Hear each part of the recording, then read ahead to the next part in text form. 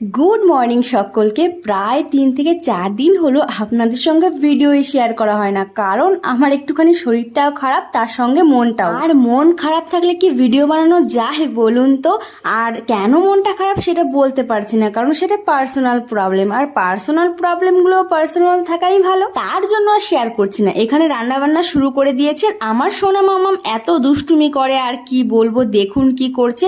আজকে সিম্পল রান্না করেছি, বেগুন ভাজা, কলার খোসা ভর্তা, কলা ভাজা আর মাছ ভাজার সঙ্গে কাতলা মাছের মাথা দিয়ে মুগ ডাল। মুগ ডালের কালারটা একটু ফ্যাকাশে, কারণ হলুদটা একটুখানি কম হয়ে গেছিল।